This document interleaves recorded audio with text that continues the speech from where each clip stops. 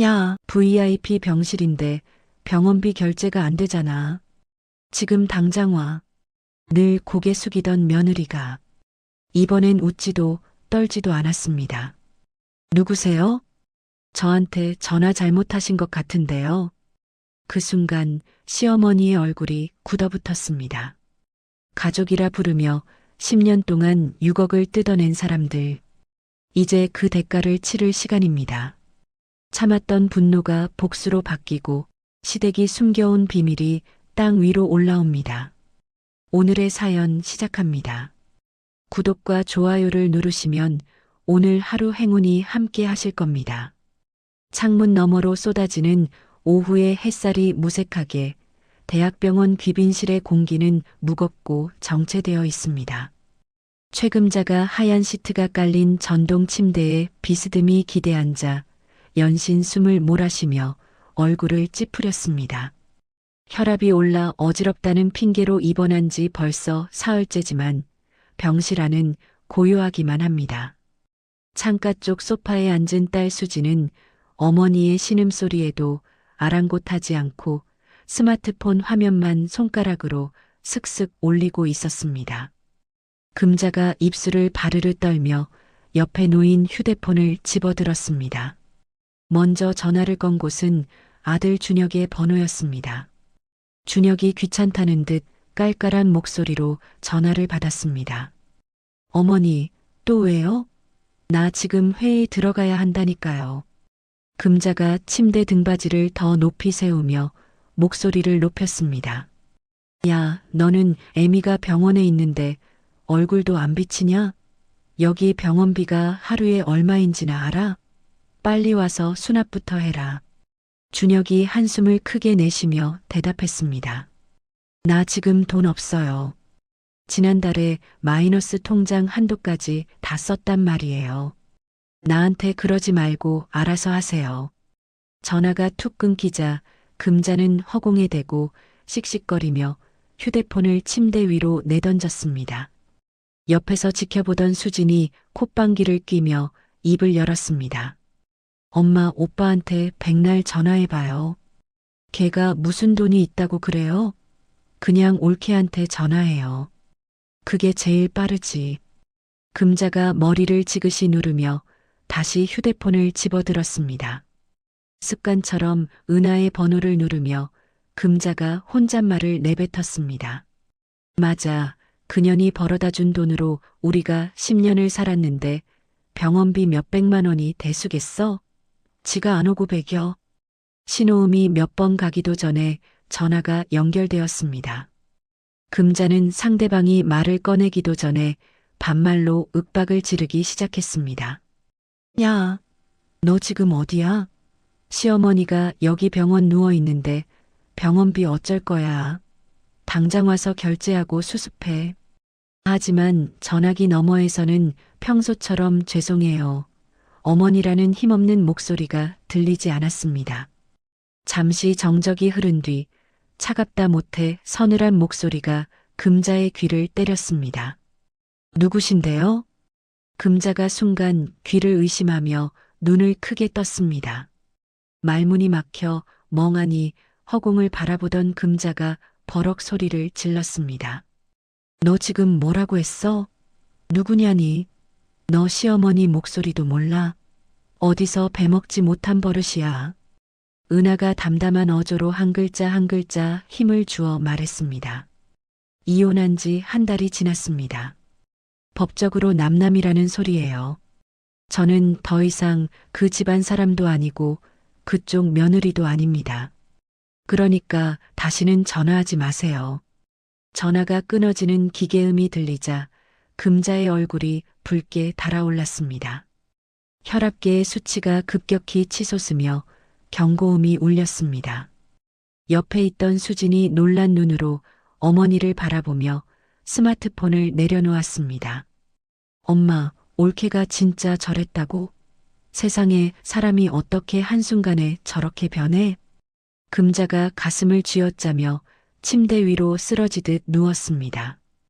병실 창밖으로 눈부신 햇살이 비치지만 금자의 머릿속은 거칠게 소용돌이치기 시작했습니다. 장면은 3년 전 차가운 바람이 불던 그날의 시댁 거실로 돌아갑니다. 은하가 식탁 앞에 앉아 낡은 통장을 정리하며 한숨을 내쉬었습니다. 그녀의 손에는 이번 달 월급 520만 원이 찍힌 명세서가 들려 있었습니다. 금자가 거실 소파에 거만하게 앉아 손톱을 다듬으며 은하를 불렀습니다. 예, 오늘 월급날 아니냐? 통장 이리 내놔라. 은하가 머뭇거리며 통장을 건네자 금자가 당연하다는 듯 낚아챘습니다. 숫자를 훑어본 금자가 입술을 삐죽거리며 투덜거렸습니다. 요즘 물가가 얼마나 올랐는데 이것밖에 안 되니? 대기업 다닌다는 애가 성과급은 언제 나온다니? 이걸로 생활비하고 수진이 뒷바라지하면 남는 것도 없겠다. 은하가 고개를 숙인 채 손가락만 만지작거리며 대답했습니다. 어머니, 이번 달에는 저도 구두 한 켤레 사야 하는데 조금만 빼주시면 안 될까요? 밑창이 다 떨어져서요. 금자가 눈을 부릅뜨며 은하의 말을 잘랐습니다. 어린애가 벌써부터 돈 욕심내면 못 쓰는 법이다. 맞벌이하는 며느리가 돈 관리까지 하면 바람난다는 말 못 들었니? 다 너 잘되라고 내가 맡아주는 거야. 은하는 7년 전 결혼식 날 인자한 웃음을 지으며 돈 관리를 해주겠다던 시어머니의 말을 떠올리며 씁쓸하게 웃었습니다. 그때는 그게 배려인 줄 알았고 그게 가족을 위한 희생인 줄로만 믿었습니다. 하지만 그 믿음은 머지않아 잔인한 배신으로 돌아왔습니다. 어느 날 저녁 온 가족이 거실에 모였습니다. 금자가 비장한 표정으로 차를 한 모금 마시더니 선언하듯 말했습니다. 우리 수진이 미국으로 공부하러 보내기로 했다. 경영학 석사 과정인가 뭔가 하는 거 있잖니. 2년 정도 잡으면 한 1억 5천만 원 정도 든다더라. 은하가 깜짝 놀라 찻잔을 내려놓으며 금자를 바라보았습니다. 남편 준혁은 텔레비전에 눈을 고정한 채 입안에 과자를 집어넣으며 대꾸도 하지 않았습니다. 금자가 은하의 손을 덥석 잡으며 부드러운 목소리로 속삭였습니다. 은하야, 네가 대기업 다니니까 모아둔 적금도 꽤 되지? 수진이 잘 되면 나중에 내 자식들한테도 얼마나 든든한 이모가 되겠니? 이번만 네가 좀 힘을 써줘라. 은하는 그날 밤 어두운 방 안에서 혼자 입술을 깨물며 울었습니다. 결혼 전부터 꼬박꼬박 모아온 3천만 원이 수진의 비행기 표값으로 날아가는 순간이었습니다. 시아버지 태수는 사업 실패로 매일 술에 취해 들어왔고 그가 남긴 8천만 원의 빚 고지서도 어느샌가 은하의 화장대 위에 놓여 있었습니다. 은하는 매일 회사에서 야근을 자처하며 몸을 혹사했습니다. 그녀가 받은 성과급은 모두 시아버지의 빚을 갚는 데 쓰였습니다. 금자는 그럴 때마다 은하의 등을 두드리며 말했습니다. 우리 집안이 편안해야 내 남편도 기가 살고 일도 잘하는 법이다. 다 내 복으로 돌아올 거야. 하지만 복은커녕 시동생 민혁이 결혼한다는 소식이 들리자 금자는 다시 은하를 압박했습니다. 형수가 전세자금 정도는 보태야 체면이 선다며 은하의 마이너스 통장 한도를 끝까지 채우게 만들었습니다. 은하는 점심마다 편의점 구석에서 삼각김밥 하나로 끼니를 때우며 버텼습니다. 그런 아내의 속도 모르고 준혁은 친구들과 골프를 치러 다니며 은하의 카드를 긁어댔습니다. 그러던 어느 토요일 오후였습니다. 시어머니가 집을 비운 사이 은하는 서랍 정리를 돕다가 안쪽에 숨겨진 가죽 서류함을 발견했습니다. 무심코 열어본 그 안에는 은하의 이름이 선명하게 적힌 대출 서류들이 들어 있었습니다. 금액을 확인한 은하의 심장이 덜컥 내려앉았습니다. 3억 원. 은하가 서명한 적도 없는 대출 서류에는 그녀의 필체와는 전혀 다른 삐뚤빼뚤한 위조 서명이 남겨져 있었습니다. 은하가 서류를 쥔 손을 부들부들 떨며 자리에 주저앉았습니다. 머릿속으로 지난 10년의 세월이 주마등처럼 스쳐 지나갔습니다. 수진의 학비, 시동생의 전세금, 매달 갖다 바친 생활비 7년치. 여기에 자신도 모르는 대출 3억 원까지 합치니 그 금액은 6억 원을 훌쩍 넘기고 있었습니다. 현관문이 열리는 소리와 함께 금자가 콧노래를 부르며 들어왔습니다. 은하는 재빨리 서류를 원래대로 넣어두고 거실로 나갔습니다. 금자가 쇼핑백을 내려놓으며 은하에게 밝게 인사했습니다. 어머, 은하야. 벌써 와 있었니? 이것 좀 봐라. 수진이가 보내준 사진인데 학교가 아주 좋더구나. 은하가 금자를 향해 평소처럼 고개를 숙여 인사했습니다. 하지만 다시 고개를 든 은하의 눈동자에는 예전의 순종적인 빛이 사라져 있었습니다. 그 자리에는 얼음장처럼 차갑고 서슬퍼런 분노가 조용히 타오르고 있었습니다. 대출 서류를 발견한 뒤로 은하의 심장은 1분 1초도 편안하게 뛰지 못했습니다. 그 주 토요일 오후 거실 소파에 누워 텔레비전을 보던 준혁에게 은하가 다가갔습니다. 은하가 손에 쥔 서류 뭉치를 테이블 위에 탁 소리나게 내려놓으며 준혁을 불렀습니다. 강준혁 씨, 이것 좀 봐. 당신 이거 알고 있었어? 준혁이 귀찮다는 듯 몸을 일으켜 서류를 대충 훑어보았습니다. 준혁이 콧등을 긁으며 심드렁하게 대답했습니다. 이게 뭔데 그렇게 정색을 해? 아, 어머니가 대출 좀 받으셨나 보네. 어머니가 다 알아서 갚으실 거야. 괜히 일 크게 만들지 말고 빨리 치워. 은하가 기가 막힌다는 듯 준혁의 손에서 서류를 낚아채며 외쳤습니다. 이건 사기야. 내 동의도 없이 내 이름을 도용해서 3억을 대출받은 거라고. 당신은 이게 지금 아무렇지도 않아? 준혁이 오히려 짜증을 내며 소파 쿠션을 팍 내리쳤습니다. 가족끼리 무슨 사기니 뭐니 말을 그렇게 험하게 해? 당신 대기업 다녀서 신용 좋으니까 잠깐 빌려 쓰신 거겠지. 우리 어머니가 남이야? 은하가 처음으로 목에 핏대를 세우며 준혁을 향해 소리쳤습니다. 10년 동안 내 월급 한 푼 안 남기고 다 갖다 바쳤어. 이제는 빚까지 내 이름으로 떠안겼는데 이게 가족이 할 짓이야? 당신한테 나는 도대체 뭐야? 돈 벌어오는 기계야? 준혁은 그런 아내가 낯설고 무섭다는 듯 인상을 쓰며 벌떡 일어났습니다. 말 다 했어? 아주 사람을 몰아세워도 유분수지. 나 머리 아프니까 그만해. 준혁은 차갑게 방문을 닫고 들어가 버렸습니다. 거실에 홀로 남겨진 은하는 식탁 의자에 앉아 밤이 깊도록 가계부를 뒤적였습니다. 계산기 숫자를 누르는 손가락이 미세하게 떨리고 있었습니다. 수진의 유학비 1억 5천만 원, 시아버지의 사업빚 8천만 원, 시동생 민혁의 전세자금 2천만 원, 거기에 7년 동안 매달 400만 원씩 보낸 생활비 3억 3천만 원과 명절이며 경조사 때마다 뜯긴 5천만 원. 마지막으로 자신도 모르게 빠져나간 대출금 3억 원까지. 계산기 화면에 찍힌 숫자는 6억 3천만 원이었습니다.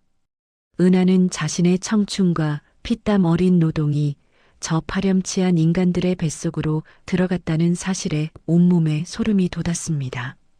다음 날 아침 은하는 회사에 연차를 내고 분주하게 움직였습니다. 금융감독원과 은행을 찾아가 대출 당시 상황을 확인하고 증거를 모았습니다. 오후에는 미리 예약해둔 이혼 전문 변호사 최영민의 사무실을 찾았습니다. 은하가 떨리는 목소리로 지난 10년의 세월을 털어놓았습니다. 상담을 마친 최영민 변호사가 안경을 고쳤으며 서류를 정리했습니다. 서은하 씨, 이건 명백한 범죄입니다. 사문서 위조와 사기죄로 형사고소가 가능해요. 이혼 소송에서도 재산 분할을 아주 유리하게 가져올 수 있는 사안입니다. 은하는 변호사의 확신에 찬 목소리를 들으며 비로소 결심을 굳혔습니다. 집으로 돌아온 은하를 기다리고 있는 것은 거실 소파에 왕처럼 앉아 있는 최금자였습니다. 금자가 찻잔을 내려놓으며 은하를 매섭게 쏘아보았습니다. 너 요새 연차까지 내고 어딜 그렇게 쏘다니니? 내가 내 뒤 다 캐고 있어. 괜히 집안 망신시키지 말고 조용히 살아라. 은하는 피하지 않고 금자의 눈을 똑바로 마주 보았습니다. 은하가 가방에서 서류 봉투를 꺼내 테이블 위에 올리며 차갑게 말했습니다. 저 이혼할 거예요. 그리고 제 명의로 된 대출금 3억, 어머니가 전부 상환하셔야 합니다. 안 그러면 법대로 할 거예요. 금자가 얼굴이 불그락푸르락해져서 손가락으로 은하를 가리켰습니다. 뭐, 인연이 진짜 미쳤나 보구나. 네가 감히 누구한테 큰 소리야? 은하는 대꾸도 하지 않고 자기 방으로 들어가 문을 잠갔습니다. 다음 날 금자는 급히 딸 수진을 불러들였습니다. 금자가 수진의 팔을 붙잡으며 다급하게 말했습니다. 수진아, 전현이 이혼한다고 난리다. 네가 가서 좀 구슬려 봐라. 돈줄 끊기면 너 공부하는 것도 다 끝이야. 수진은 마지못해 은하에게 연락해 집 근처 카페에서 만났습니다. 수진이 어색하게 웃으며 은하의 눈치를 보았습니다. 옳게, 우리 엄마가 원래 성격 급한 거 알잖아. 가족끼리 이혼까지 생각하는 건 너무 심한 거 아니야? 은하가 커피잔을 내려놓으며 수진을 빤히 쳐다보았습니다. 수진 씨, 내가 보낸 유학비 1억 5천만 원. 그 돈 쓰면서 한 번이라도 나한테 고맙다고 한 적 있어? 수진이 당황하며 고개를 숙였습니다. 은하가 차가운 어조로 말을 이어갔습니다. 나는 이제 이 집안의 현금 지급기 노릇 안 해. 수진 씨도 이제 어머니 치맛바람에서 벗어나서 본인 돈으로 살아봐. 은하는 미련 없이 자리에서 일어났습니다. 한편 민혁은 형 준혁을 찾아가 안절부절 못하며 거실을 서성였습니다. 형, 형수님이 진짜 고소한데? 나 형수님 명의 대출금에서 1억 억지로 끌어다 사업자금 썼단 말이야. 이거 밝혀지면 나 감옥 가는 거 아니야? 준혁이 머리를 헝클어뜨리며 소리쳤습니다. 나라고 뭐 하는 게 있는 줄 알아? 어머니한테 물어봐. 준혁은 그 길로 금자를 찾아가 따져 물었습니다. 어머니, 정말 은하 서명 위조하신 거예요? 일이 왜 이렇게까지 된 거냐고요? 금자가 오히려 당당하게 가슴을 펴며 대답했습니다. 그게 무슨 위조야? 가족이 급해서 좀 쓴 건데 뭐가 문제냐? 너는 내 처가 내 엄마를 고소한다는데 가만히 있을 거야? 준혁은 어머니의 뻔뻔한 태도에 할 말을 잃었습니다. 준혁이 떨리는 손으로 은하에게 전화를 걸었습니다. 은하야, 제발 한 번만 더 생각해줘. 내가 다 해결할게. 어머니도 반성하고 계셔. 은하가 전화기 너머로 짧게 코웃음을 쳤습니다. 당신이 10년 동안 해결한 게 뭐가 있는데? 당신이 방관하는 동안 나는 지옥에서 살았어. 이제 법원에서 만나. 전화가 끊어지고 은하는 변호사 사무실로 향했습니다. 은하가 고소장에 서명하는 손에는 힘이 실려 있었습니다. 창밖으로 지는 노을을 바라보는 은하의 눈빛은 그 어느 때보다 단단하고 매서웠습니다. 그녀의 머릿속에는 이제 오직 하나, 빼앗긴 자신의 인생을 되찾겠다는 의지만이 가득했습니다. 대기업 건물의 육중한 유리문이 열리고 닫힐 때마다 정장의 사원들이 바쁘게 쏟아져 나옵니다. 로비 한복판에서 초라한 행색의 한 여성이 경비원의 제지에 밀려 비틀거리고 있었습니다. 색이 바랜 스웨터에 낡은 가방을 꼭 쥔 그녀의 이름은 서복순, 은하의 친정어머니입니다. 은하가 로비로 들어서다 그 모습을 발견하고는 발걸음을 멈췄습니다. 10년 전 시집살이가 뻔하다며 은하의 결혼을 그토록 반대하던 어머니였습니다. 은하가 떨리는 목소리로 복순을 불렀습니다. 엄마, 엄마가 여기 어떻게 해? 복순이 은하를 보자마자 왈칵 눈물을 쏟으며 딸의 거친 손을 맞잡았습니다. 은하야, 내 딸 은하야. 네가 이혼한다는 소식을 이제야 들었다. 내가 미안하다. 그때 내가 너를 때려서라도 말렸어야 하는 건데. 은하가 텅 빈 눈으로 복순을 바라보다가 어머니를 근처 카페로 이끌었습니다. 복순은 자리에 앉자마자 은하의 얼굴을 어루만지며 흐느꼈습니다. 그 집구석에서 무슨 짓을 당했는지 이제야 알았다. 내 소식 듣고 내 가슴이 찢어져서 잠이 안 오더구나. 내가 진작 내 편이 되어줬어야 했는데 미안하다 은하야. 복순이 의자에서 내려와 무릎을 꿇으려 하자 은하가 다급하게 어머니를 부축하며 함께 눈시울을 붉혔습니다. 10년 동안 가슴에 쌓였던 얼음이 어머니의 미안하다는 말 한마디에 녹아내리는 기분이었습니다.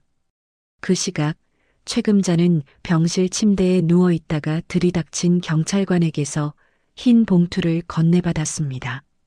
피의자 출석 통보서라는 글자를 확인한 금자의 손이 사시나무 떨듯 떨렸습니다. 내가 피의자라고? 이게 지금 무슨 소리야? 경찰 양반, 사람 잘못 본 거 아니에요? 내가 우리 며느리 도와주려고 한 건데 이게 왜 범죄냐고. 경찰관이 서류를 챙기며 무덤덤하게 대답했습니다. 서은하 씨가 사문서 위조와 사기 혐의로 고소하셨습니다. 정해진 날짜에 출석해서 조사받으세요.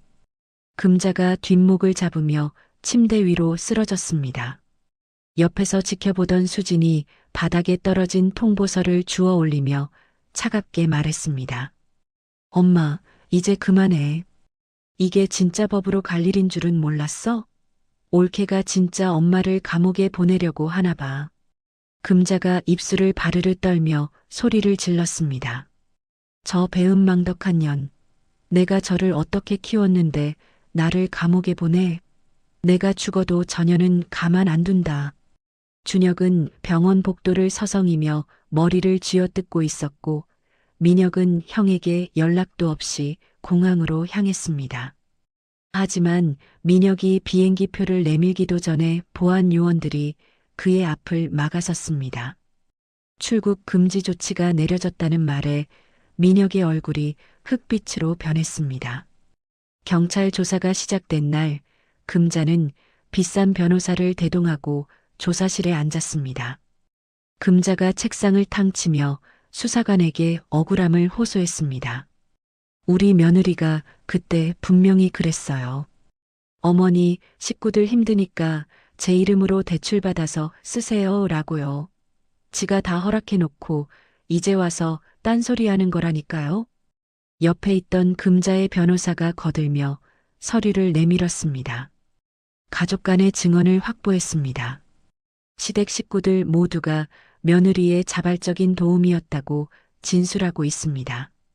은하의 변호사 최영민은 이에 맞서 대출 당일 은하의 해외 출장 기록과 필적 감정 결과를 제출했습니다. 금자 측은 사후에 동의를 구했다는 억지 논리를 펼치며 사건을 진흙탕 싸움으로 몰고 갔습니다. 사건이 언론에 보도되자 은하의 회사에서도 수군거리는 소리가 들리기 시작했습니다. 인사팀장이 은하를 조용한 상담실로 불렀습니다. 서 과장님, 개인적인 일로 회사가 시끄러운 거 알고 계시죠? 이런 구설은 회사 이미지에 아주 안 좋습니다. 당분간 대외 업무는 좀 자제해 주시고 스스로 거취를 고민해 보시는 게 어떨까요? 은하가 주먹을 꽉 쥐며 팀장을 똑바로 쳐다보았습니다. 제가 범죄를 저지른 것도 아닌데 왜 제가 그만둬야 합니까? 저는 피해자입니다. 팀장이 서류를 만지작거리며 냉정하게 덧붙였습니다. 사회적 물이라는 게 무서운 겁니다. 좋게 나가는 게 서 과장님 경력에도 좋을 거예요. 은하가 터덜터덜 사무실로 돌아오자 후배 도연이 따뜻한 캔커피 하나를 책상 위에 올려두었습니다. 과장님, 인사팀장님이 부당한 말씀하신 거 다 압니다. 과장님 실력으로 증명된 분인데 그런 말 들으실 이유 없어요. 제가 도울 일 있으면 뭐든 말씀해 주세요. 도연이 밝게 웃으며 은하를 격려하자 은하는 억지로 미소를 지어 보였습니다. 하지만 그날 오후 복순이 시댁을 찾아갔다가 모욕을 당했다는 소식에 은하는 다시 무너졌습니다. 금자가 병실을 찾아온 복순에게 물을 끼얹으며 소리쳤습니다. 어디서 이런 거지 같은 게 와서 행패야. 내 딸년이 우리 집안을 풍비박산 냈는데 네가 감히 여길 어디라고 와? 복순이 젖은 머리를 쓸어 넘기며 금자의 멱살을 잡으려 했습니다. 내 딸 인생 10년을 망쳐놓고 네가 사람이냐? 우리 은하한테 한 짓 다 갚기 전엔 못 나간다. 병원 보안 요원들에게 끌려나가는 어머니의 소식을 들은 은하는 야근 후 텅 빈 사무실에 홀로 앉았습니다. 사방이 꽉 막힌 듯한 어둠 속에서 은하의 어깨가 가늘게 떨렸습니다. 책상 위에 엎드려 참아왔던 울음을 터뜨리는 은하의 눈물이 자판 위로 떨어졌습니다. 내가 정말 이 싸움을 계속할 수 있을까? 엄마까지 고생시키면서 이게 맞는 걸까? 스스로에게 던지는 질문에 아무런 대답도 들리지 않는 서글픈 밤이었습니다. 은하는 소리 없이 흐느끼며 자신의 멍든 가슴을 두 손으로 감싸쥐었습니다. 창밖으로 보이는 도시의 불빛은 화려하기만 한데 은하가 서 있는 곳은 끝을 알 수 없는 낭떠러지 같았습니다. 은하가 고개를 들고 붉어진 눈시울로 거울을 보았습니다. 거울 속에는 지쳐버린 한 여자가 서 있었지만 그녀의 눈동자 깊은 곳에는 여전히 꺼지지 않은 작은 불씨가 일렁이고 있었습니다. 은하가 떨리는 손으로 가방을 챙겨 일어섰습니다. 내일은 더 험난한 싸움이 기다리고 있겠지만 은하는 이제 뒤로 물러날 곳이 없었습니다. 오직 앞을 향해 자신의 잃어버린 권리를 찾기 위해 다시 신발끈을 꽉 조여맸습니다. 은하가 가장 위태롭던 그 주말 오후 휴대폰 진동 소리가 고요한 거실을 울렸습니다. 멍한 눈으로 창밖을 보던 은하가 화면을 확인하자 도연의 이름이 떠 있었습니다. 은하가 마른 침을 삼키며 전화를 받자 도연의 차분한 목소리가 들려왔습니다. 과장님, 많이 힘드시죠? 제가 알아본 게 좀 있는데 잠깐 나오실 수 있을까요? 제가 과장님 집 근처 카페로 갈게요. 은하는 도연의 배려에 거절할 힘조차 없어 가벼운 외투만 걸친 채 집을 나섰습니다. 카페 구석자리에 앉아있던 도연은 은하를 보자마자 따뜻한 차 한 잔을 주문해 주었습니다. 도연이 가방에서 서류 몇 장을 꺼내 조심스럽게 밀어놓으며 입을 열었습니다. 제 대학 선배 중에 금융범죄를 전문으로 하던 검사 출신 변호사가 있어요. 이름은 한정우라고 하는데 제가 과장님 사정을 미리 말씀드렸더니 도와주고 싶다고 하셨어요. 내일 저랑 같이 그분 사무실에 가보시는 게 어떨까요? 은하가 힘없이 고개를 저으며 찻잔을 만지작거렸습니다. 도연 씨, 마음은 고마운데 이제 정말 지쳐요. 시댁 식구들이 저렇게 입을 맞추고 나오는데 내가 무슨 수로 이기겠어요. 회사에서도 눈치가 보이고요. 도연이 은하의 눈을 똑바로 쳐다보며 단호하게 말했습니다. 과장님 잘못이 아니잖아요. 선배님이 그러셨어요. 증거는 거짓말을 하지 않는다고요. 이번에는 제대로 싸워봐요. 제가 끝까지 옆에 있을게요. 다음 날 두 사람은 법조타운에 있는 한정우 변호사의 사무실을 찾았습니다. 한정우 변호사는 날카로운 눈빛으로 사건 기록을 검토하더니 책상을 가볍게 두드렸습니다. 서은아 씨, 이거 이길 수 있는 싸움입니다. 대출이 일어난 날 찍힌 폐쇄회로 화면에 시어머니만 찍혀 있고 그날 은하 씨는 해외 출장 중이었잖아요. 이건 뺄 수도 박을 수도 없는 증거예요. 가족들이 아무리 거짓 증언을 해도 소용없습니다. 한정우 변호사가 종이 위에 몇 가지 단어를 적으며 설명을 이어갔습니다. 형사 고소만으로는 부족합니다. 돈을 다 돌려받아야죠. 빌려준 돈 청구 소송이랑 정신적 피해 보상까지 한꺼번에 진행할 겁니다. 저들이 내세우는 핑계를 하나하나 다 박살 내버릴게요. 은하는 한정우 변호사의 자신감 넘치는 목소리에 처음으로 가슴속에 작은 희망이 피어오르는 것을 느꼈습니다. 사무실을 나와 집으로 돌아오는 길, 은하를 기다리고 있던 것은 친정어머니 복순이었습니다. 복순은 은하를 보자마자 보자기에 쌓인 두툼한 봉투를 은하의 손에 쥐어주었습니다. 엄마, 이게 뭐야? 은하가 봉투를 열어보고 깜짝 놀라 복순을 쳐다보았습니다. 봉투 안에는 5만 원권 뭉치가 가득 들어 있었습니다. 복순이 젖은 눈가를 닦으며 말했습니다. 내가 운영하던 식당 정리했다. 5천만 원이야. 내 결혼할 때 내가 못해준 게 많아서 늘 가슴이 아팠다. 이걸로 소송비도 쓰고 변호사도 좋은 사람 사서 꼭 이겨라. 이제라도 이 엄마가 내 편이 되어줄게. 은하가 봉투를 가슴에 꼭 끌어안고 어머니의 어깨에 고개를 묻었습니다. 엄마, 이거 엄마 노후 자금이잖아. 내가 어떻게 이걸 써? 복순이 은하의 등을 토닥이며 환하게 웃었습니다. 너만 잘 살면 그게 내 노후다. 이제 미안하다는 말 하지 마라. 엄마 노릇 좀 하게 해줘. 은하는 어머니의 눈물 젖은 진심을 느끼며 더 이상 도망치지 않겠다고 다짐했습니다. 회사에서도 변화가 생겼습니다. 도연은 은하가 업무 성과로 인정받은 자료들을 정리해 인사팀에 익명으로 보냈습니다. 동시에 사내 게시판에 며느리를 착취하는 시댁의 횡포를 다룬 익명의 글들이 올라오며 여론이 뒤집히기 시작했습니다. 인사팀장은 은하에 대한 퇴사 압박을 슬그머니 멈추었고 오히려 동료들이 은하의 책상에 응원의 쪽지를 남기기 시작했습니다. 그로부터 2주 후 검찰에서 시어머니 최금자와 시동생 민혁을 사문서 위조와 사기 혐의로 정식 재판에 넘기기로 했다는 통보가 날아왔습니다. 소식을 들은 금자는 요양병원 침대에서 뒷목을 잡고 쓰러졌습니다.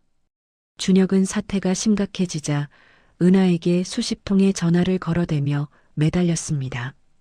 은하야, 제발 전화 좀 받아봐. 우리 어머니 저러다 진짜 돌아가시겠어. 합의해주면 안 될까? 내가 어떻게든 돈 마련해 볼게.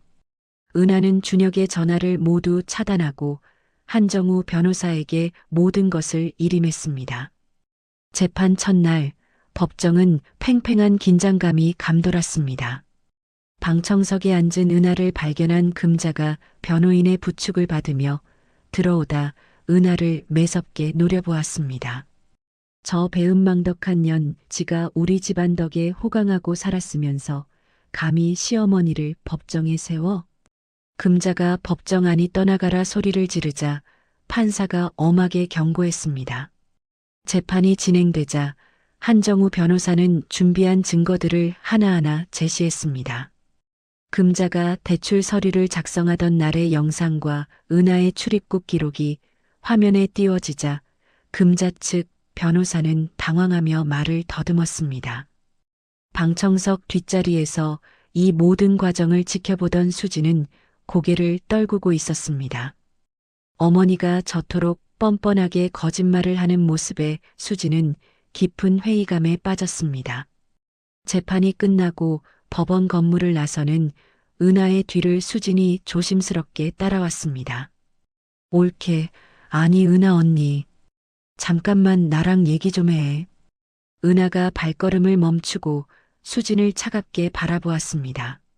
수진 씨, 아직도 할 말이 남았어? 나를 또 회유하려고 온 거야? 수진이 떨리는 목소리로 은하의 손을 잡으려다 거두었습니다. 아니야, 그런 거. 나 방금 재판 보면서 깨달았어. 우리 엄마가 정말 큰 잘못을 했구나. 내가 미국 가서 쓴 돈이 언니의 피땀이었다는 것도 이제야 실감이 나. 수진이 가방에서 수첩 하나를 꺼내 은하에게 내밀었습니다. 나도 엄마가 유학비로 보낸 돈들 명세를 다 정리해 봤어. 내가 다음 재판 때 증인으로 서면 언니한테 도움이 될까? 나 이제라도 사람답게 살고 싶어. 은하는 수진의 뜻밖의 제안에 잠시 말을 잃고 그녀의 눈을 보았습니다. 수진의 눈동자에는 이전에 철없던 모습이 아닌 진심 어린 후회와 결연한 의지가 담겨 있었습니다. 은하가 수진의 손을 가만히 맞잡으며 작게 고개를 끄덕였습니다. 고마워, 수진 씨. 그 결심 쉬운 거 아니었을 텐데. 수진이 눈물을 닦으며 은하를 향해 처음으로 고개를 깊게 숙였습니다. 은하는 법원 계단을 내려가며 곁에 서 있는 도연과 어머니를 보았습니다. 차가운 겨울 공기가 폐부 깊숙이 들어왔지만 은하의 마음은 그 어느 때보다 따뜻하고 든든했습니다. 이제 거대한 적을 상대로 한 싸움에서 은하는 더 이상 혼자가 아니었습니다. 진실의 문이 열리기 시작했고 은하는 그 문을 향해 당당하게 발을 내디뎠습니다. 재판을 일주일 앞둔 주말, 은하는 오랜만에 친정어머니 복순과 함께 외할머니가 잠들어 계신 산소를 찾았습니다. 가을 끝자락의 마른 풀들이 바람에 서걱거리며 모녀의 발길을 맞이했습니다. 은하가 가져온 국화꽃 한 다발을 산소 앞에 놓으며 조용히 고개를 숙였습니다. 복순이 곁에 앉아 거친 손으로 무덤가의 자풀을 뜯어내며 나직이 말했습니다. 할머니, 우리 은하 이제야 제자리로 돌아오려고 해요. 그동안 마음고생한 거 생각하면 지금도 자다가 벌떡 일어난다니까요. 은하가 어머니의 굽은 등을 바라보다가 곁에 나란히 앉아 무릎을 감싸쥐었습니다. 복순이 은하의 손을 꼭 잡으며 눈시울을 붉혔습니다. 내 아버지 살아계셨으면 내 시집살이 하는 거 보고 당장 그 집 쫓아가서 엎어버렸을 거다. 내가 못나서 너를 그 지옥 구덩이에 10년이나 놔뒀구나. 은하가 어머니의 어깨에 머리를 기대며 작게 도리지를 쳤습니다. 아니야, 엄마. 내가 바보같이 참기만 해서 그랬던 거야. 그래도 이제라도 엄마 손잡을 수 있어서 다행이야. 두 사람은 한참 동안 산소에 앉아 어린 시절 이야기를 나누며 10년 동안 켜켜이 쌓였던 서먹함을 씻어냈습니다. 어머니의 온기 덕분인지 은하의 가슴을 짓누르던 무거운 바위가 조금씩 가벼워지는 기분이었습니다. 드디어 다가온 3차 공판날, 법정 안은 전운이 감도는 것처럼 팽팽한 긴장감이 흘렀습니다. 피고인석에 앉은 최금자는 여전히 꼿꼿한 자세로 앉아 은하를 독사 같은 눈으로 훑어보았습니다. 하지만 판사가 증인 수진을 부르자 금자의 얼굴이 단숨에 흑빛으로 변하며 몸을 들썩였습니다. 수진이 증언대 앞에 서서 선서를 마친 뒤 은하를 향해 짧게 고개를 끄덕였습니다. 수진이 떨리지만 분명한 목소리로 입을 열었습니다. 제 유학비 1억 5천만 원은 모두 올케 언니의 월급이었습니다. 어머니는 언니 몰래 위조 서명을 해서 대출을 받았고 그 돈으로 남동생 전세자금까지 대주셨습니다.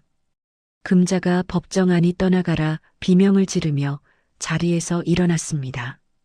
이년아, 너 미쳤어? 네가 누구 덕에 공부하고 왔는데 애미 뒤통수를 쳐.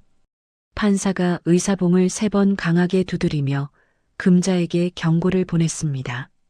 수지는 어머니의 고함에도 굴하지 않고 준비해온 명세서를 높이 들어 보였습니다. 어머니가 저에게 보낸 송금 내역과 언니의 계좌에서 빠져나간 돈의 액수가 정확히 일치합니다. 어머니는 가족이라는 이름으로 언니를 10년 동안 착취하셨습니다. 금자는 결국 다리에 힘이 풀린 듯 주저앉아 억울하다며 통곡을 시작했습니다. 하지만 검사는 냉정한 어조로 금자에게 실형을 구형하겠다고 선언했습니다. 법정을 나오는 은하의 뒤로 금자의 변호사가 다급하게 달려와 길을 막았습니다. 서은아 씨, 잠깐만요. 피고인이 모든 사실을 인정하고 합의하고 싶어 합니다. 한 번만 자비를 베풀어 주십시오. 은하가 차가운 눈빛으로 변호사를 지나쳐 가려 하자 준혁이 멀리서 달려와 은하의 옷소매를 붙잡았습니다. 은하야, 제발. 어머니 저러다 진짜 감옥 가신대. 합의해 주면 안 될까? 내가 평생 내 발등이라도 닦으며 살게. 은하가 준혁의 손을 매정하게 뿌리치며 싸늘하게 쏘아붙였습니다. 당신 발등 닦을 시간에 당신 어머니 죄나 닦으라고 해. 합의 조건은 변호사 통해서 전달할 테니까 더는 내 눈앞에 나타나지 마. 결국 은하는 한정우 변호사를 통해 최종 합의 조건을 통보했습니다. 빼앗긴 대출금 3억 원 전액 상환, 위자료 5천만 원, 그리고 은하에게 보낸 모든 폭언에 대한 공개 사과문 게재가 그 내용이었습니다. 금자는 끝까지 사과문만큼은 못 쓴다며 버텼지만 구속수사가 진행될 것이라는 압박에 결국 떨리는 손으로 서명했습니다. 합의서에 도장을 찍고 법원 건물을 나서는 은하의 발걸음은 솜털처럼 가벼웠습니다. 입구에서 기다리고 있던 도연이 환하게 웃으며 은하에게 커다란 꽃다발을 건넸습니다. 과장님, 정말 고생 많으셨습니다. 이제 정말 끝났네요. 은하가 꽃향기를 깊게 들이마시며 도연을 바라보았습니다.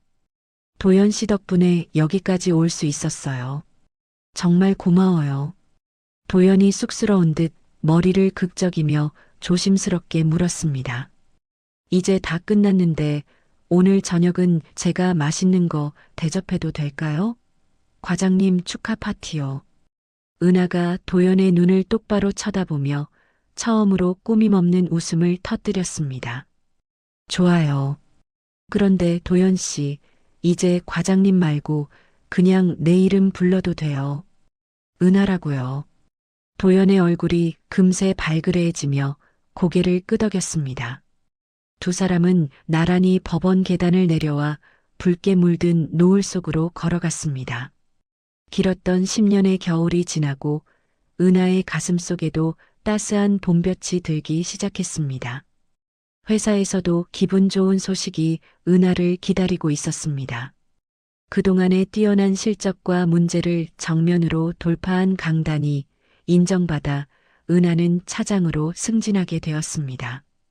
동료들이 꽃가루를 뿌리며 은하를 축하했고 인사팀장은 은하에게 정중히 고개를 숙이며 사과했습니다.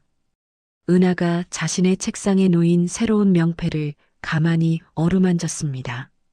친정어머니 복수는 서울 근처에 작은 분식집을 열고 새로운 삶을 시작했습니다. 은하가 퇴근길에 어머니의 가게를 들르자 복순이 갓 튀긴 튀김을 은하의 입에 넣어주며 웃었습니다. 우리 딸, 이제 꽃길만 걷자. 엄마가 맛있는 거 매일매일 해줄게. 은하가 어머니와 함께 떡볶이를 나눠 먹으며 소박한 행복을 느꼈습니다. 수진도 가족과 인연을 끊고 작은 회사에 취직했다는 소식을 전해왔습니다. 수진이 은하에게 보낸 문자 메시지에는 진심 어린 사과와 응원이 담겨 있었습니다. 은하가 창밖으로 보이는 도시의 야경을 바라보며 깊은 숨을 내쉬었습니다. 10년 동안 자신을 옥죄던 사슬은 완전히 끊어졌고 이제 그녀의 앞에는 오직 그녀만이 그려갈 새로운 지도가 펼쳐져 있었습니다. 은하가 도연의 번호를 누르며 작은 목소리로 중얼거렸습니다. 드디어 내 인생이 시작됐어. 전화기 너머로 들려오는 도연의 다정한 목소리에 은하의 입가에는 세상에서 가장 아름다운 미소가 피어올랐습니다. 어두운 터널을 지나 만난 새벽빛은 그 어느 때보다 찬란하고 눈부셨습니다. 은하는 이제 두려움 없이 자신의 두 발로 땅을 딛고 힘차게 걸어나갈 준비가 되었습니다. 그녀의 새로운 시작을 축복하듯 창문 너머로 맑은 가을밤의 달빛이 은하의 방 안을 가득 채웠습니다. 폭풍이 지나간 자리에 평화로운 일상이 깃든 지도 벌써 2달이 지났습니다. 은하는 새로 옮긴 직급인 차장 명패를 보며 출근길에 설레는 마음을 다독였습니다.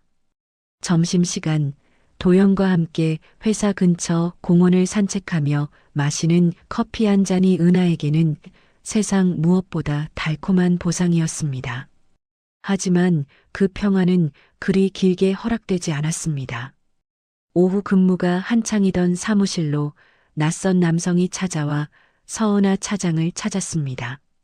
모자를 깊게 눌러 쓴 남자가 두툼한 서류 봉투를 은하의 책상 위에 툭 내려놓으며 무뚝뚝하게 말했습니다. 서은아 씨 본인 맞으시죠? 법원에서 온 겁니다.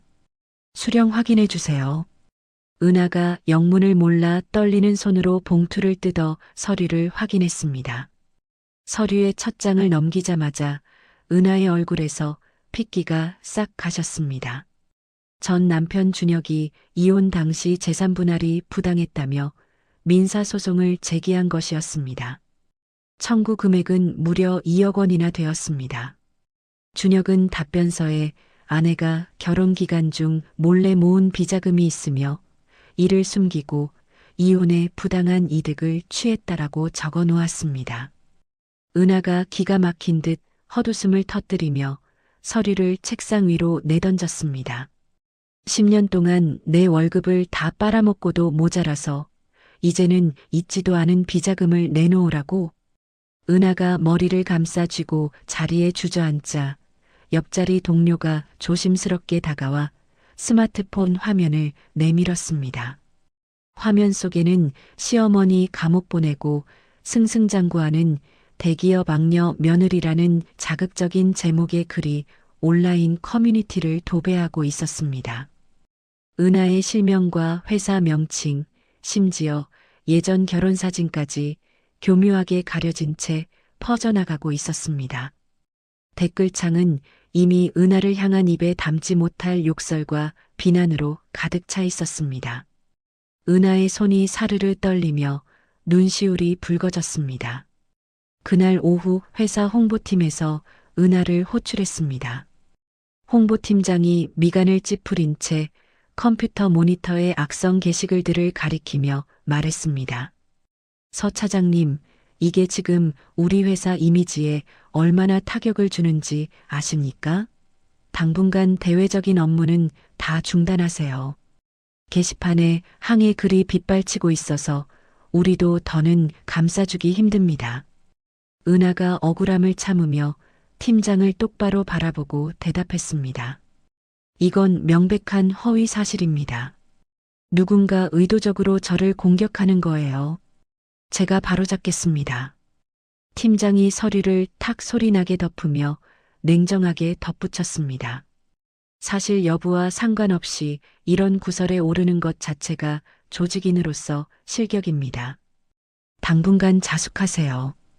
은하가 터덜터덜 사무실을 나오자 복도 끝에서 기다리던 도연이 다가왔습니다. 도연이 걱정스러운 눈빛으로 은하의 어깨를 잡으려 하자 은하가 뒤로 한 걸음 물러섰습니다. 도연 씨, 나한테 가까이 오지 마요. 지금 나랑 엮이면 도연 씨까지 힘들어져요. 이번 일은 내가 알아서 할 테니까 제발 모른 척 해줘요. 은하가 도연의 손을 뿌리치고 도망치듯 회사를 빠져나왔습니다. 집으로 돌아온 은하를 맞이한 것은 친정어머니 복순이었습니다. 복순이 딸의 수척해진 얼굴을 보고 가슴을 치며 울음을 터뜨렸습니다. 그 인간들이 진짜 사람이냐? 천벌을 받아도 시원찮을 것들이 어떻게 우리 딸을 또 괴롭혀? 은하야, 엄마가 여기 있다. 이번에도 우리가 이길 수 있어.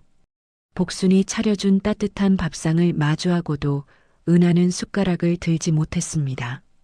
밤마다 휴대폰에 쏟아지는 모르는 번호의 협박 문자와 비아냥거리는 악플들을 확인하며 은하는 뜬 눈으로 밤을 지새웠습니다. 지하철을 타도 사람들이 자신을 알아보는 것 같아 고개를 숙였고 텅 빈 사무실에서 홀로 눈물을 훔치는 날이 늘어갔습니다. 은하가 절망에 빠져 있던 그때 도연이 며칠간 밤을 새운 흔적이 역력한 얼굴로 은하를 찾아왔습니다. 도연이 카페 테이블 위에 노트북을 펼치며 은하에게 자료를 보여주었습니다.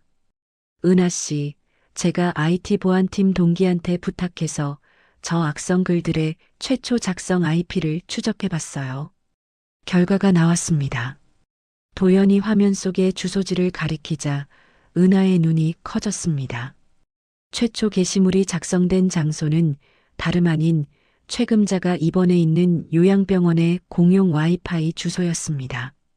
도연이 추가로 확보한 입금 내역서를 보여주며 힘주어 말했습니다. 최금자 씨가 병원비 명목으로 인출한 현금이 댓글 아르바이트생들에게 흘러들어간 정황도 포착했어요. 이건 명백한 합의 위반이자 범죄입니다. 은하가 그 자료들을 훑어보며 마른 침을 삼켰습니다. 한정우 변호사가 합의서를 다시 검토하더니 안경을 치켜 세우며 말했습니다. 서은하 씨, 합의서 4조항에 상대방 비방 금지 조항을 넣어둔 게 신의 한 수였네요. 최금자 씨는 이번 일로 형사처벌은 물론이고 이전에 합의했던 금액의 2배를 배상해야 할 수도 있습니다. 은하가 이번에는 방어가 아닌 매서운 공격을 준비했습니다. 명예훼손과 합의 위반에 대한 새로운 고소장이 작성되는 동안 수진이 요양병원을 찾았습니다. 수진이 병실 문을 거칠게 열고 들어가 침대에 누워있는 어머니 최금자에게 스마트폰을 내밀었습니다. 엄마, 이게 정말 엄마가 한 짓이야? 어떻게 자식 같은 사람한테 이런 짓을 또 해? 이러다 엄마 진짜 감옥에서 못 나온다고 내가 몇 번을 말해. 금자가 고개를 돌리며 앙칼지게 소리를 질렀습니다. 그년이 내 인생을 망쳤는데 내가 가만히 있어? 나는 죽어도 그년이랑 같이 죽을 거야. 너도 전염 편들 거면 당장 나가. 수진이 기가 막힌 듯 헛웃음을 지으며 병실을 뛰쳐나왔습니다. 은하는 도연이 정성껏 모아준 증거 자료들을 품에 꼭 안았습니다. 도연이 은하의 차가워진 손을 따뜻하게 감싸주며 부드럽게 속삭였습니다. 미안하다고 하지 마세요. 제가 하고 싶어서 한 일입니다. 은하 씨가 다시 웃는 모습 보는 게 제 소원이에요. 은하가 도연의 진심 어린 눈빛에 참아왔던 눈물을 툭 떨어뜨렸습니다. 두 사람이 함께 법률사무소 복도를 걸어가며 새로운 싸움을 준비했습니다. 준혁이 제기한 억지스러운 민사소송에 대해서도 은하의 7년간 급여 내역과 마이너스 통장 기록이 완벽한 방패가 되어 주었습니다. 오히려 은하가 그동안 착취당한 돈을 추가로 청구할 수 있다는 변호사의 말에 은하의 눈빛이 다시 예전처럼 서슬퍼렇게 빛났습니다. 어두운 밤을 지나 다시 새벽이 오고 있었습니다. 악의적인 비방과 거짓 소송으로 은하를 무너뜨리려 했던 시댁의 계략은 오히려 그들을 더 깊은 구렁텅이로 몰아넣고 있었습니다. 은하가 고소장 최종본에 서명하며 조용히 혼잣말을 내뱉었습니다. 이번에는 절대로 용서하지 않아. 당신들이 뿌린 대로 다 거두게 해줄게. 창밖으로 쏟아지는 차가운 새벽바람이 은하의 결연한 의지를 대변하듯 매섭게 몰아쳤습니다. 은하는 이제 더 이상 흔들리지 않았습니다.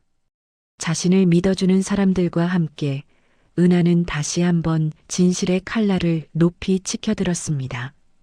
그녀의 눈앞에는 이제 끝내야 할 마지막 전쟁이 선명하게 그려지고 있었습니다. 법원의 차가운 대리석 복도에 은하의 구두 소리가 규칙적으로 울려 퍼졌습니다. 한정우 변호사가 서류 가방을 고쳐 매며 은하를 향해 믿음직한 미소를 지어 보였습니다. 두 사람은 준혁이 제기한 재산분할 소송에 대한 답변서를 제출하고 나오는 길이었습니다. 한 변호사가 안경테를 만지작거리며 은하에게 말했습니다. 서은하 씨, 이제 한숨 돌리셔도 됩니다. 저들이 낸 소송은 근거 없는 억지에 불과해서 법원에 재판을 끝내달라고 신청해뒀어요. 오히려 우리가 낸 추가 고소가 저들에게 치명타가 될 겁니다. 은하가 고개를 끄덕이며 짧게 숨을 내뱉었습니다. 고마워요, 변호사님. 저들이 제 인생을 다시 흔들게 두지 않을 거예요. 그때 저 멀리서 초췌한 행색의 준혁이 달려와 은하의 앞을 가로막았습니다. 준혁의 눈 밑에는 짙은 다크서클이 내려앉아 있었고 입술은 하얗게 터 있었습니다.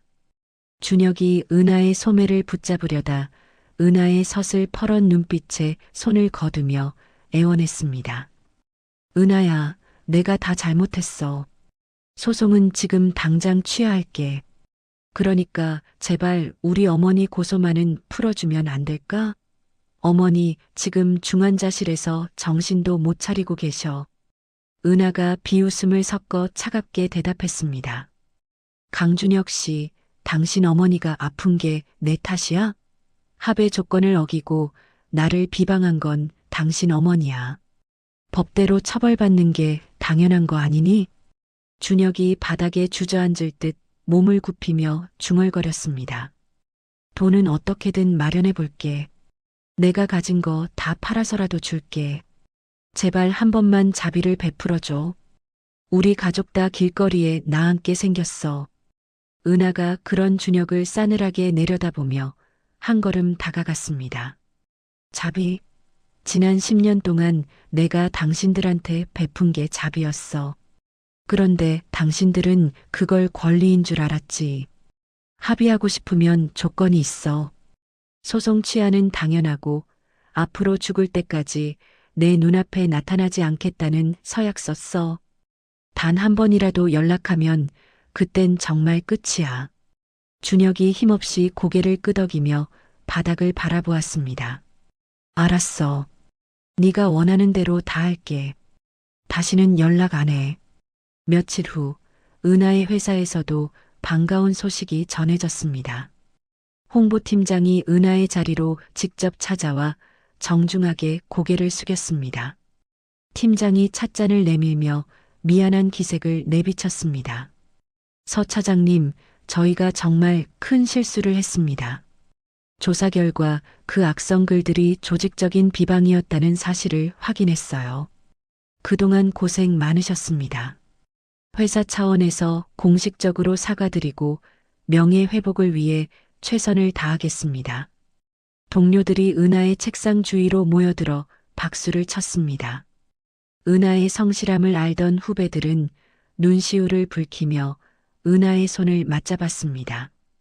은하가 환하게 웃으며 동료들에게 감사 인사를 전했습니다. 다들 믿어주셔서 고마워요.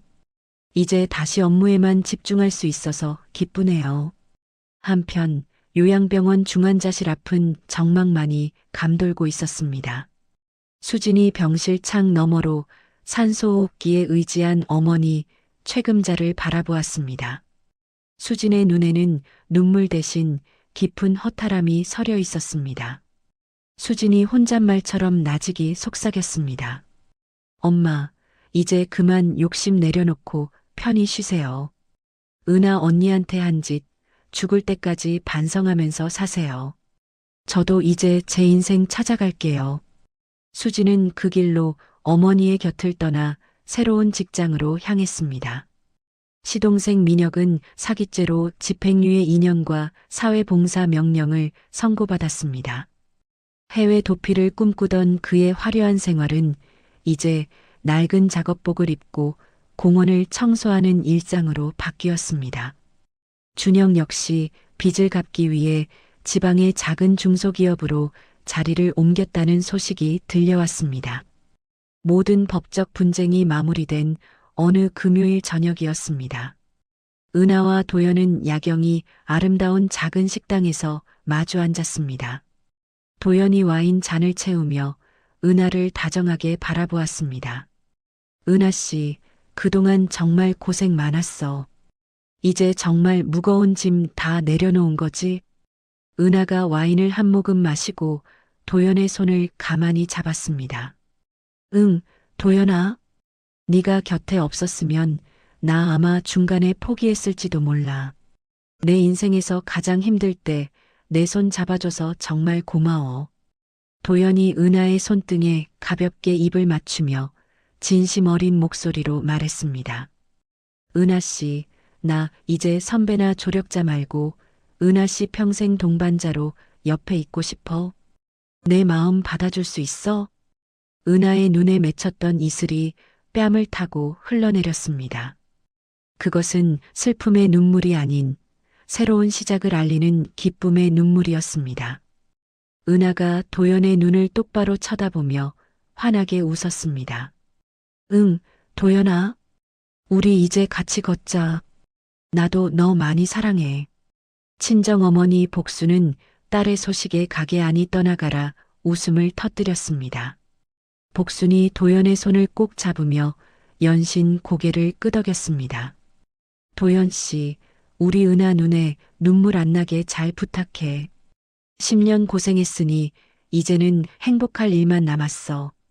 도연이 늠름한 자세로 복순에게 대답했습니다. 어머님, 걱정 마세요. 은하 씨 평생 제가 지켜줄게요. 은하는 10년간 착취당했던 돈의 일부를 되찾아 자신의 노후를 위한 작은 투자를 시작했습니다. 회사에서는 프로젝트 팀장으로 발탁되어 후배들에게 존경받는 선배로 우뚝 섰습니다.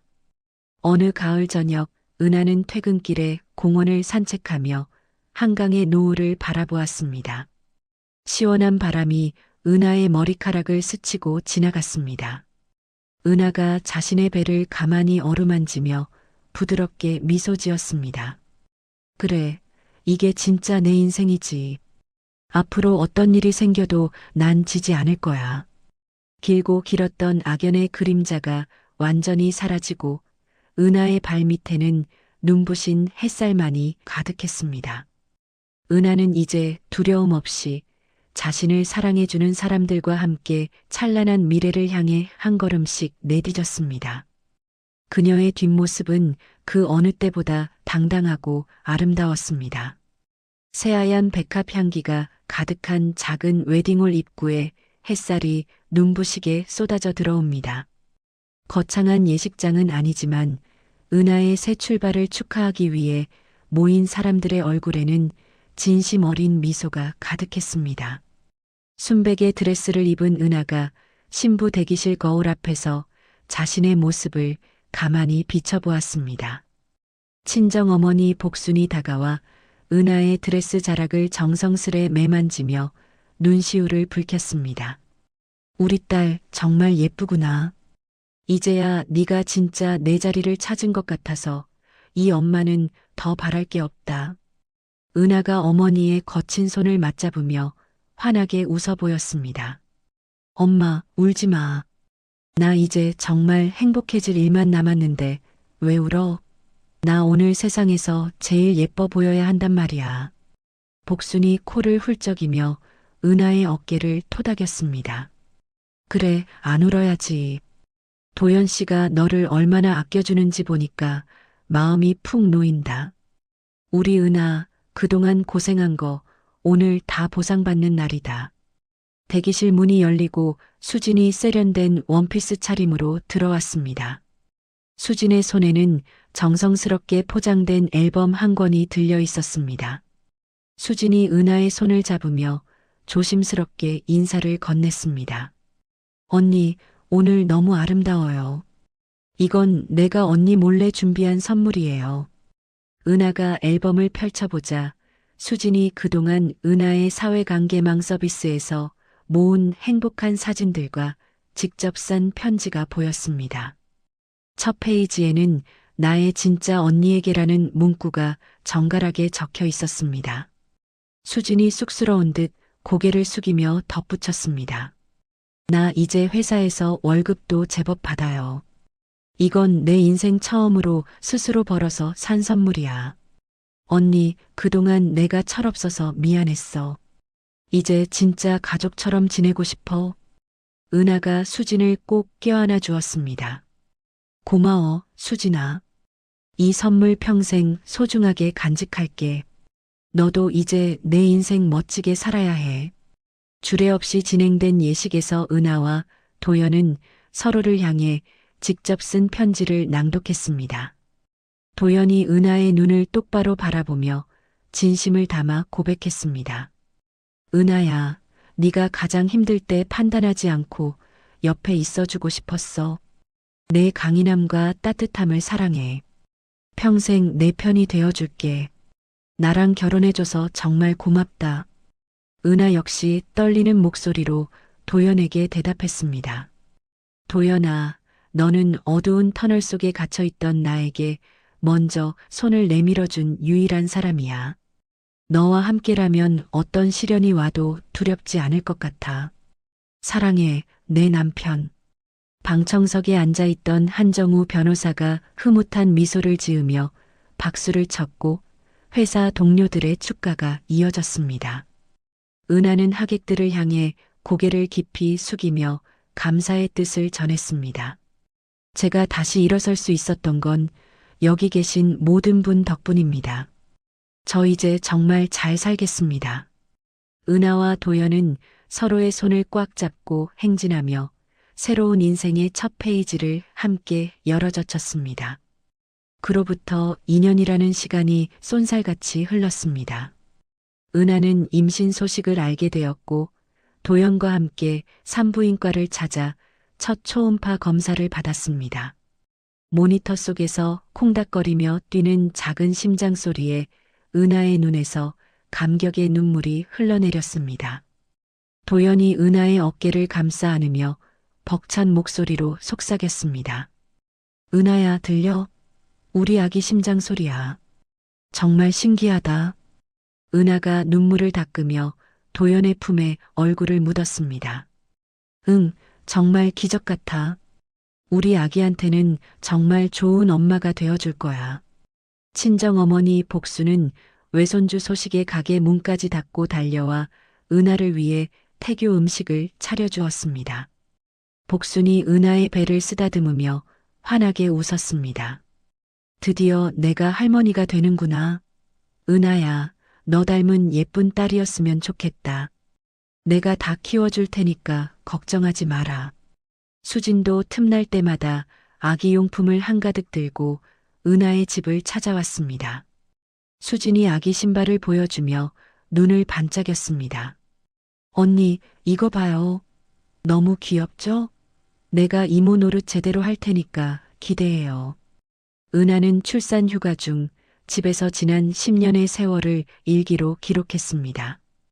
고통스러웠던 순간도 있었지만 그 시련이 있었기에 지금의 행복이 더 소중하다는 사실을 깨달았습니다. 그러던 어느 오후 은하의 휴대폰에 낯선 번호로 전화가 한 통 걸려왔습니다. 잠시 망설이다 전화를 받자 수화기 너머로 힘없고 떨리는 노인의 목소리가 들려왔습니다. 은하냐? 나다. 다름 아닌 요양원에서 생활하고 있는 전 시어머니 최금자였습니다. 은하가 차분한 목소리로 대답했습니다. 네, 말씀하세요. 금자가 한참 동안 침묵을 지키다가 갈라진 목소리로 힘겹게 말을 이어갔습니다. 그동안 내가 정말 잘못했다. 미안하다. 너를 그렇게 고생시키면 안 되는 거였는데 이제 죽을 날이 얼마 안 남았나 보구나. 은하가 베란다 밖의 푸른 하늘을 바라보며 나직이 대답했습니다. 이제 와서 사과하셔도 제가 겪은 10년은 돌아오지 않아요. 하지만 사과해 주셔서 고맙습니다. 어머니도 이제 마음 편히 지내세요. 은하는 더 이상 원망도 분노도 느껴지지 않는 자신을 발견하고 전화를 끊었습니다. 그것은 진정한 용서라기보다 과거로부터 완벽하게 자유로워졌다는 해방의 신호였습니다. 은하가 배 위에 손을 얹으며 뱃속의 아기에게 속삭였습니다. 너는 엄마처럼 살지 않아도 돼. 내 인생의 주인으로 당당하게 살아가렴. 그해 가을 은하는 건강한 아이를 출산했습니다. 분만실에서 갓 태어난 아기를 품에 안은 은하에게 도연이 다가와 이마에 입을 맞추었습니다. 은하야, 정말 고생 많았어. 사랑한다. 은하가 품 안의 아기를 바라보며 세상에서 가장 눈부신 미소를 지었습니다. 병실 창으로 따스한 가을 햇살이 쏟아져 들어와 새 식구를 포근하게 감싸 안았습니다. 은하는 문득 3년 전 병원 귀빈실에서 차갑게 내뱉었던 한마디를 떠올렸습니다. 누구신데요?